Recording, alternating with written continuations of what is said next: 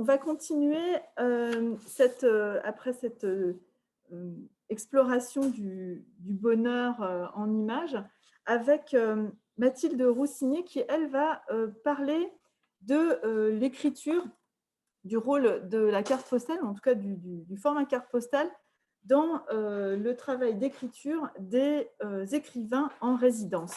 Sa communication s'intitule « Écriture en résidence, la littérature au risque de la carte postale ». Ancienne élève de l'École normale supérieure de Lyon, agrégée de lettres modernes, Mathilde Roussinier est actuellement attachée temporaire d'études et de recherche à l'École des hautes études en sciences sociales, rattachée au laboratoire du crâne. Elle a soutenu récemment sa thèse en 2020 intitulée « À l'épreuve du terrain, pratique et imaginaire littéraire contemporain » sous la direction de Lionel Ruffel, à Paris 8, et Gisèle Sapiro, sociologue de la littérature. Ses recherches portent en particulier sur les notions de terrain, d'enquête et d'intervention en littérature contemporaine, ainsi que ses rapports entre politique et littérature, mais aussi l'institutionnalisation des résidences et ateliers d'écriture.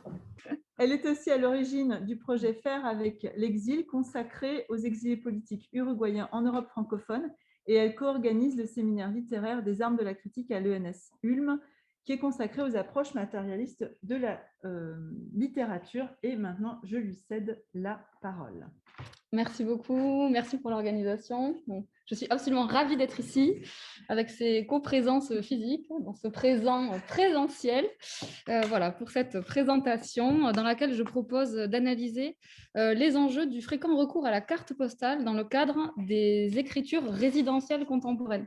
Vous allez voir apparaître sur l'écran quelques références concernant en fait le phénomène contemporain des résidences d'écrivains, sur lequel je ne reviendrai pas en détail là.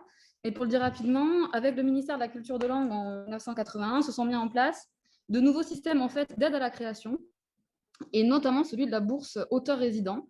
Et donc, la forme de la résidence contemporaine apparaît en 1981 à la Chartreuse de Villeneuve-les-Avignon. Et on assiste ensuite, en fait, depuis les années 90, à une sorte de massification et de systématisation des résidences d'écrivains qui cherchent en fait à répondre à un impératif de proximité sur le plan de la politique culturelle. Et donc, avec l'apparition de ce statut d'auteur résident, il y a des structures très diverses qui se proposent d'accueillir en fait un écrivain concrètement dans leurs murs, des comités d'entreprise, des fondations privées, des théâtres publics, des maisons du livre, des festivals, associations, etc. Et donc, le terme de résidence, il recoupe en fait des dispositifs très hétérogènes. Et la typologie la plus récente a été donc proposée par Yann Bissès, dont je vous ai mis une référence ici. Et elle invite en fait à distinguer d'une part des résidences qui invitent l'écrivain à une immersion de plusieurs mois sur un territoire. Et à l'inverse, il y a des résidences plutôt associations qui proposent aux auteurs un temps de présence fractionné dans l'établissement d'accueil. Et donc, j'avais pu travailler dans ma thèse sur les caractéristiques de ce que j'ai nommé une matrice résidentielle, c'est-à-dire en fait sur les traits poétiques principaux de l'écriture lorsque les écrivains contemporains partent en résidence et produisent donc des objets littéraires en lien avec ces séjours d'auteurs résidents. Donc j'avais emprunté cette notion de matrice aux travaux de Marie-Ève Terranti, vous connaissez sûrement, et qui a travaillé sur les interactions entre matrice médiatique et matrice littéraire dans les politiques journalistiques au XIXe siècle.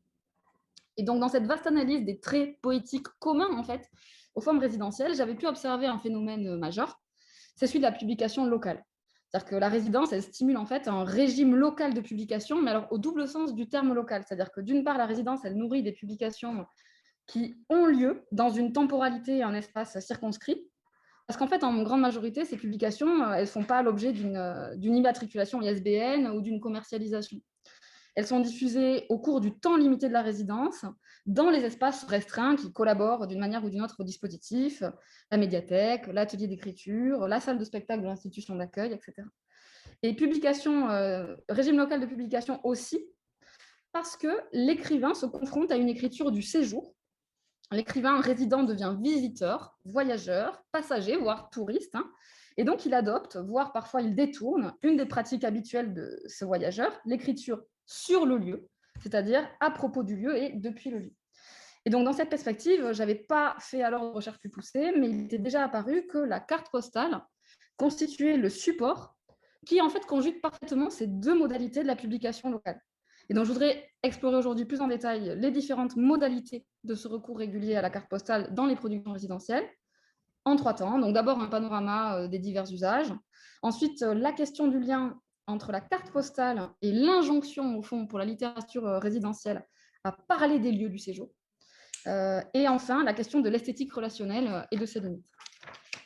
Donc, en résidence, multiplicité des usages, les écrivains explorent bien souvent donc l'ensemble des possibilités qu'offre la publication sous forme épistolaire. Et donc, pour poursuivre après Pérec sur les Oulipiens, ça y est. C'est par exemple l'exemple de Jacques Jouet, qui adresse par voie postale des poèmes, alors là on n'est pas encore dans la carte postale, aux habitants de Bourges, là c'était pendant une résidence à Bourges.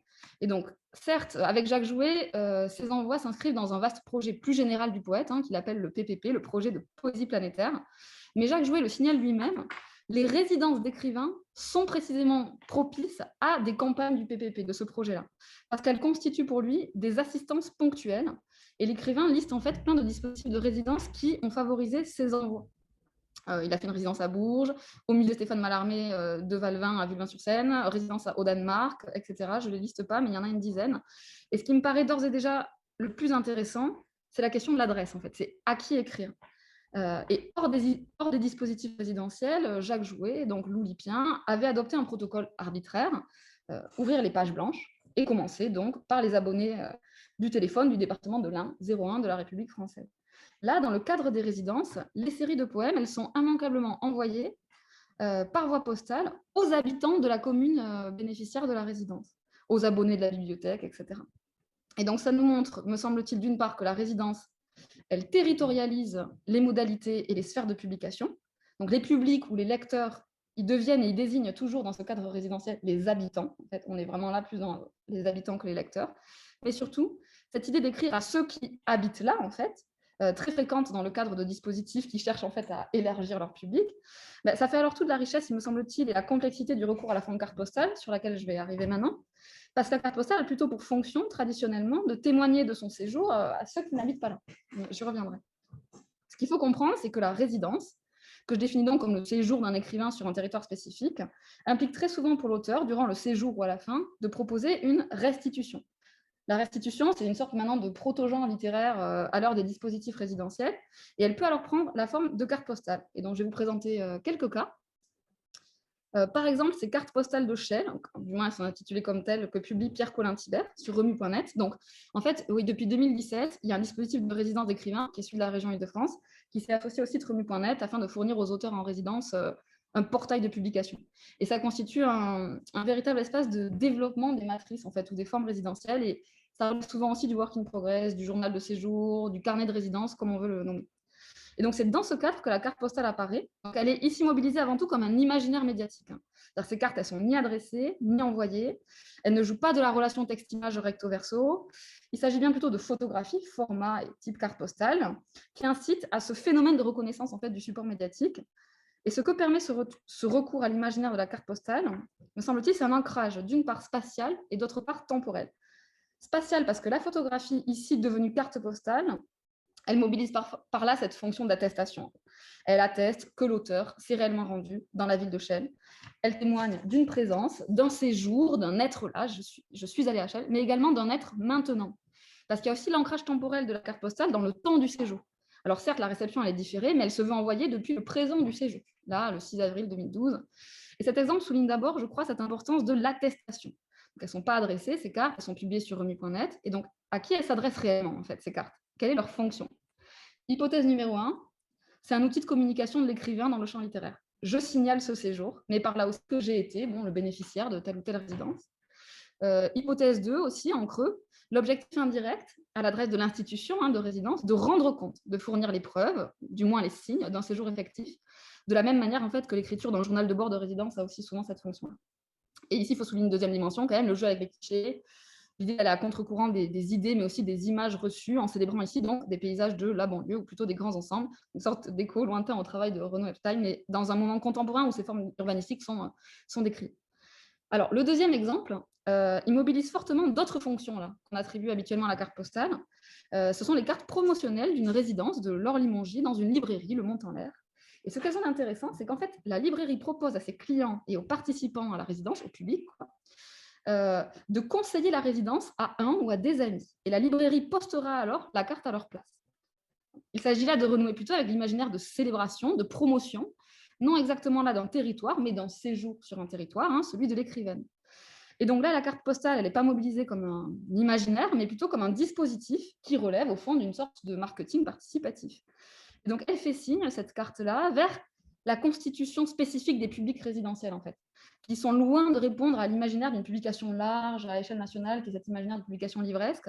Et là, à l'inverse, ces dispositifs inscrivent la publication dans des cercles restreints, locaux, à l'échelle des connaissances interpersonnelles et au rythme du bouche à oreille. Autre objet, pour poursuivre ce petit parcours initial, les POPs, donc petits objets poétiques singuliers, de l'écrivaine Pauline Sauveur. Alors, en fait, c'est des petites cartes sur lesquelles elle propose aux participants de sa résidence d'écrire. L'objectif affiché et explicite de ces cartes postales, dit-elle, créer un lien ténu par le biais de ces questions curieuses sur le paysage et sur le territoire. Et donc là, en fait, elle va détourner l'usage du recto verso de la carte postale pour répondre aux attentes d'un dispositif qui me semble être en fait celui du questionnaire. C'est-à-dire que d'un côté, on a la photo de la résidence et les questions de l'écrivaine. Qu'est-ce qui est territoire? Est-ce que le paysage est un corps? Qui suis-je au-delà de ça? Et de l'autre côté, on aura les participations, les textes des participants. Et le dispositif carte postale, il permet de souligner, d'insister, me semble-t-il en plus, sur la dimension spatiale, territoriale, voire paysagère des interrogations qu'on voit là. Qu'est-ce qui est territoire, etc. Pourquoi? Parce qu'il me semble que ce que permet le dispositif carte postale, c'est qu'écrire au dos d'une carte postale, au fond, c'est souvent écrire sur un lieu, ou à propos de lieu. Et donc, ça a aussi, ce dispositif-là pour l'écrivain, l'intérêt de garantir le format court des participations, deuxième avantage. Et surtout, ce dispositif a l'intérêt de renouer avec la dimension communicationnelle de la carte postale. C'est-à-dire que l'imaginaire postal, c'est un imaginaire de l'adresse, de l'échange et de la réponse. Et donc, le support en lui-même, il a ainsi une dimension incitative, il me semble-t-il, d'autant plus intéressante qu'il est parfois difficile, on le sait, de mobiliser les participants dans ce cadre-là de démocratisation culturelle. Et donc là, il y a une incitation à l'écriture, parce qu'on est rodé à l'exercice d'écriture de la carte postale, qui est au fond un exercice de commentaire au verso de la photo qui est au recto. Donc on sait faire, on sait répondre à ça. Et il y a une incitation aussi parce que c'est la dimension relationnelle qui est recherchée par le recours à la forme épistolaire. Et à la fin de la résidence, ce qui est intéressant, c'est qu'au moment de la restitution, du coup, Pauline Sauveur va reporter les réponses aux questions étranges de ces cartes postales et va composer un texte collectif qu'elle va exposer au moment de la restitution. Et donc, en fait, la carte postale, elle est utilisée comme un dispositif de collecte de textes, d'incitation à la participation. Cette utilisation de la carte postale comme un support d'une écriture ou d'une littérature démocratisée, c'est loin d'être le propre des résidences, mais ça caractérise l'ensemble des activités de médiation culturelle et littéraire. Et donc là, je mentionne en passant la Maison Chateaubriand, qui, pour la nuit de la lecture, a demandé à celles et ceux qui le souhaitaient d'envoyer une carte postale qui serait lue pendant la nuit de la lecture et partagée sur les réseaux sociaux de la maison. Et je termine ce bref premier aperçu par un cas un peu spécifique que je voulais signaler quand même, qui est celui des restitutions des résidences du Festival de Manosque sous forme de cartes postales sonores. Alors là, il s'agit, en fait, je vous ai mis là le cahier des charges du dispositif qui traduit l'expérience de l'auteur dans le lieu où la vie. Donc, on peut analyser cette forme attendue pour la restitution, d'un point de vue métaphorique. La carte postale sonore serait une simple métaphore, et on emploierait donc là le mot carte postale juste en ce sens-là, puisqu'en fait, le festival de Manosque est un festival littéraire centré sur la littérature épistolaire. Mais il me semble que ça peut aller plus loin, puisque la carte postale sonore, c'est une séquence de temps que le territoire présente à l'oreille d'un auditeur. Là, je reprends la définition de Cécile Regnault, dont je vous ai mis la référence ici. Et donc, de la carte postale traditionnelle, on garde en fait beaucoup d'idées, c'est-à-dire l'idée du genre populaire, du format condensé, de la composition, de la relation au paysage, relation mémorielle et typique, qui sélectionne les traits principaux du lieu représenté. Et cette carte postale sonore peut aussi renouer avec la fonction de promotion touristique et de valorisation territoriale. Et donc, l'objet carte postale se détache là du monde visuel, parce qu'il est aussi aujourd'hui admis que la notion de paysage n'implique plus un contenu sensoriel, visuel uniquement. Ça peut être une impression sonore, etc. Un bruit, une ambiance. Voilà. Dans tous les cas, ce recours à l'imaginaire médiatique ici de la carte postale dans les résidences tâche en fait de bénéficier des nombreuses caractéristiques et des nombreuses valeurs associées à la carte postale. La dimension promotionnelle et la dimension territoriale, c'est-à-dire la carte postale émane d'un territoire, on ne la trouve que là-bas, et évoque un territoire. Mais il y a également l'intérêt de la dimension temporelle. C'est-à-dire qu'on peut concevoir la carte postale comme un signe déictique. J'atteste que maintenant, lorsque j'écris, je suis en résidence. Il y a aussi l'intérêt de la dimension relationnelle, hein, de l'échange épistolaire, ou du moins de l'adresse. Et il y a l'intérêt aussi de la dimension populaire, qui a donc tout son intérêt dans le cadre des dispositifs de résidence, qui sont bien souvent des dispositifs donc, de démocratisation culturelle, comme je disais. Et il faut bien sûr aussi souligner que, très concrètement, ce recours à la carte postale a des avantages très concrets concernant le processus de production de ces formes résidentielles. Il s'agit de publications légères, courtes, à moindre coût, facilement publiables pour des institutions qui ne sont pas des imprimeries.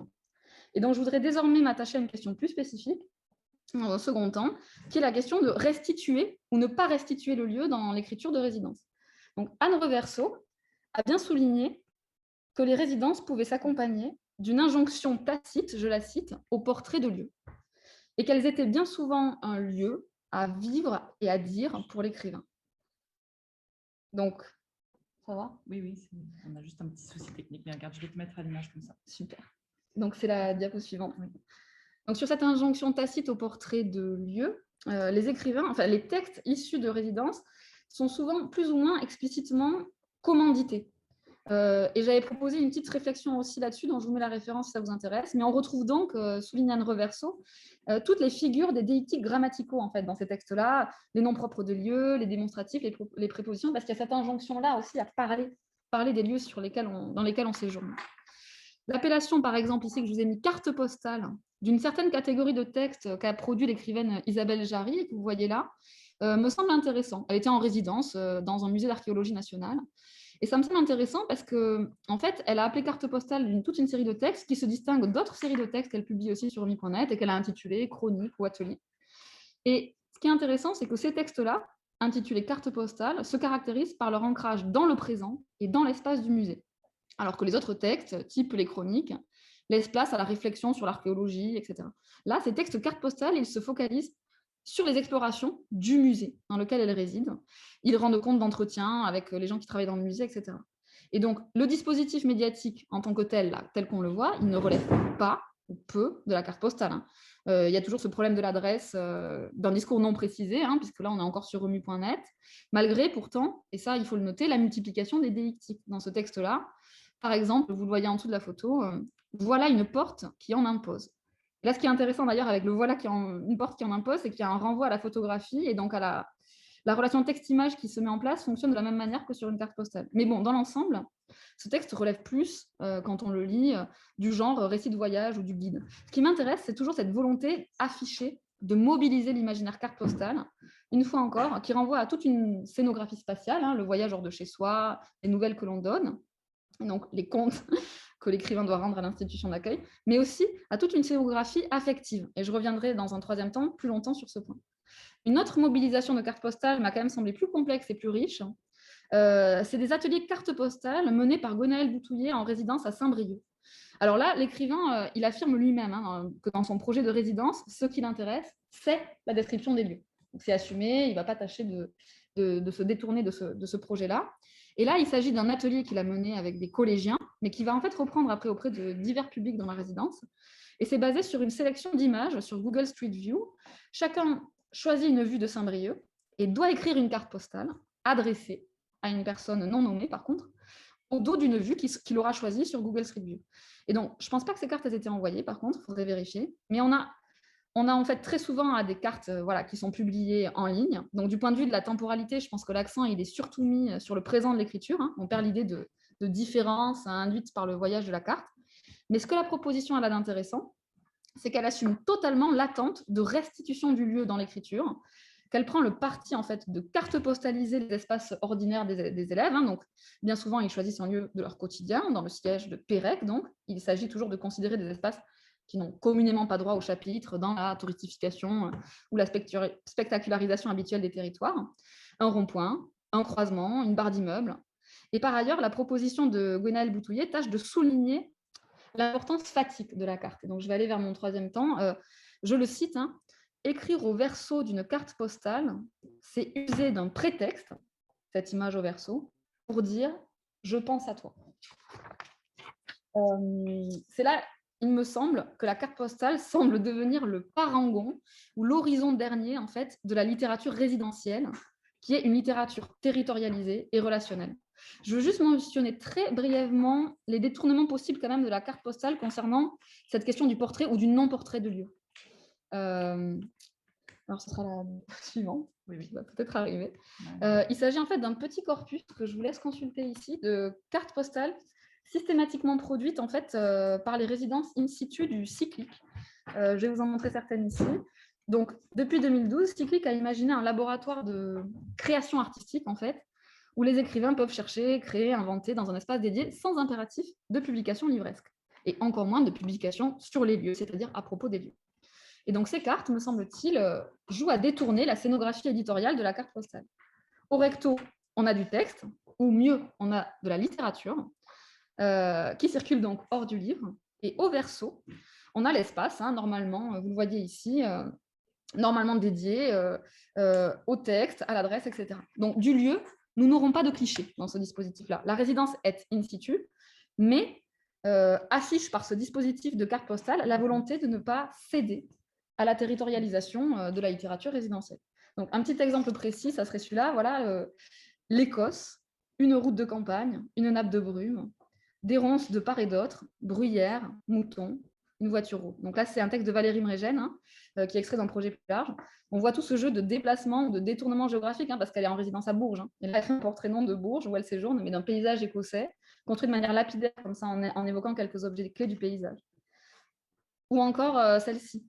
Les vrais livres ont quelque chose de marin. Ils sont conçus pour tenir la mer, la contredire même. Alors là, c'est intéressant parce que c'est l'écriture, du coup, qui va construire un paysage de mer où les livres sont en fait les bateaux sur le fond marin. Le paysage, il est ainsi doublement littéraire, parce que d'une part, il n'est pas photographique par sa forme écrite, mais aussi parce que l'objet décrit, ce n'est pas un bateau, mais c'est un livre. Et enfin, l'exemple le plus marquant, c'est peut-être celui-là, qui est vraiment un jeu avec les attentes territoriales. L'écriture ne dit rien de ce lieu. Elle pourrait, mais l'écriture ne dit rien.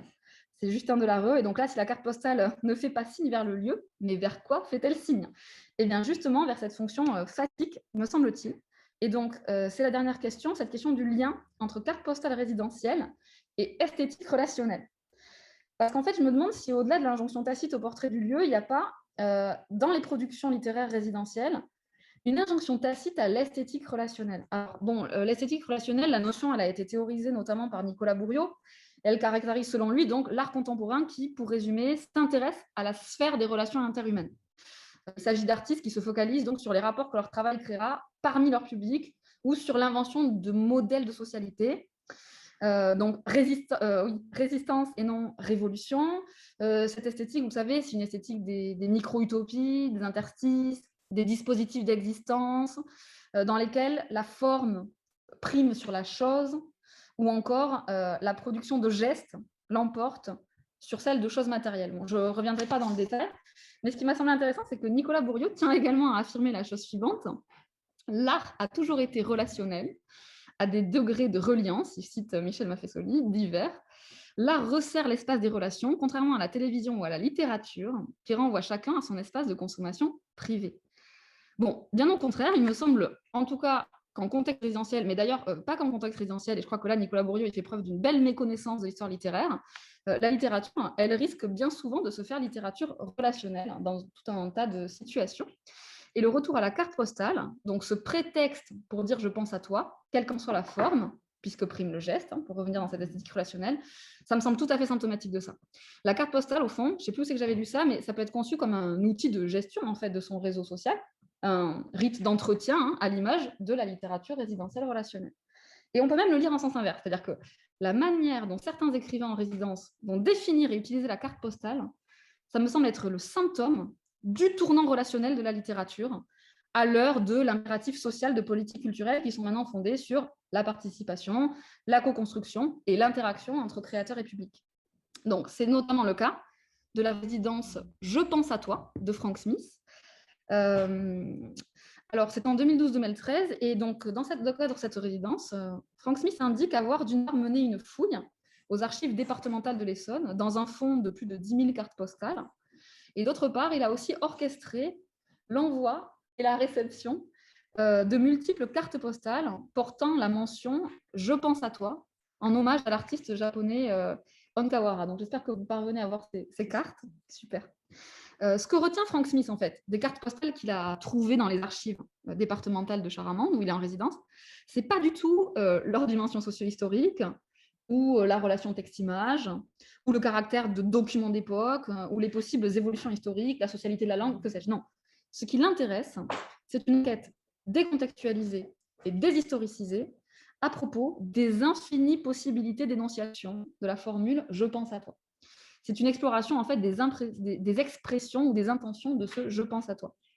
Ce dont témoigne par exemple la revue qu'il va publier à l'occasion de la restitution, que vous allez voir apparaître sur votre écran, et qui met totalement l'accent sur la carte postale comme pur geste fatigue. Donc vous avez ici en fait une carte postale exposée à droite, avec pour seul texte « je pense à toi », et qui a été adressée à Frank Smith parce qu'il avait commandé ça. Et il avait demandé en fait qu'on lui écrive des cartes qui ne disent que cela.